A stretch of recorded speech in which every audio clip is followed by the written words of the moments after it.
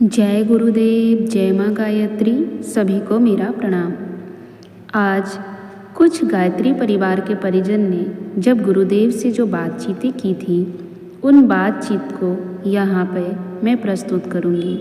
उन्होंने जब गुरुदेव के साथ वार्तालाप किया था, प्रश्न उत्तर किया था, उन प्रश्नों का गुरुदेव ने कैसे जवाब दिया। आइए जानते हैं गुरुदेव के साथ बातचीत के कुछ प्रसंग। श्री लक्ष्मण अग्रवाल बिलासपुर सन 82 में शक्तिपीठ उद्घाटन दौरे पर मैं भी जब गुरुवर के साथ चला तो मन में जो भी प्रश्न उभरते समाधान उनसे प्राप्त कर लेता। मेरी जिज्ञासा उन्हें भी अच्छी लगती।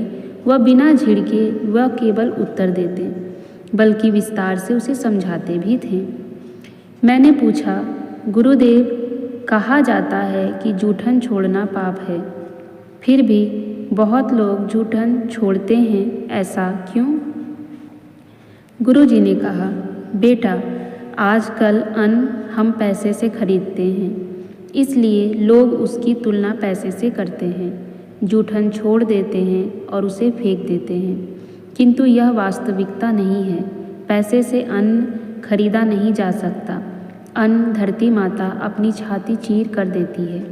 कोई उसका अपमान करता है तो धरती माँ दुखी होती हैं और दूसरे जन्म में उसे अन्न के लिए तरसाती हैं। दूसरा प्रश्न, गुरुदेव, वकालत करने वाले वकील झूठ सच बोलकर सही को गलत और गलत को सही ठहरा देते हैं। यह उनका पेशा है, क्या उन्हें पाप नहीं पड़ता?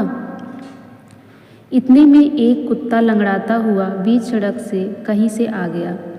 गुरुदेव बोले, देख बेटा, यह कुत्ता पूर्व जन्म में वकील था, अब अपने झूठ सच का हिसाब चुकता कर रहा है।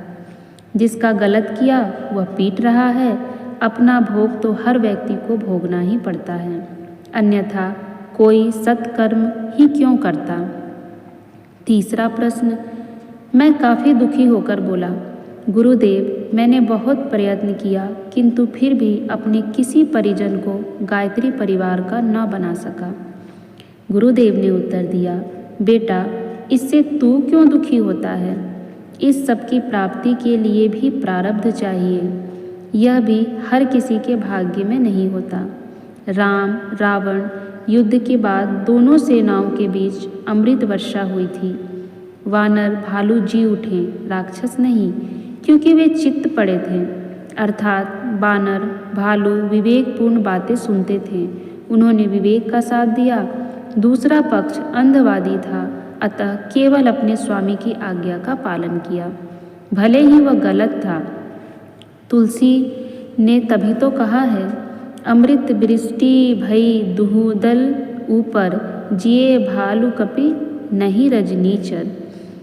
इसलिए तू अपना काम करके अपना कर्तव्य पूर्ण कर। तू दूसरों को अच्छाई ग्रहण करने को कहेगा तो तुझे स्वयं तो अच्छाई अपनानी ही पड़ेगी। इस प्रकार कम से कम तू तो सुधरा रहेगा, अन्यथा तू भी दूसरों के समान बन जाएगा। इसलिए दुखी मत हो, अपना काम साहित्य प्रचार कर। बेटे, आज सब लोग जन शक्ति धन शक्ति तो अर्जित करते हैं, किंतु आध्यात्मिक शक्ति अर्जित नहीं करते, न ही उसका महत्व जानते हैं। यदि महत्व जानते तो उसे अर्जित करने का प्रयत्न करते।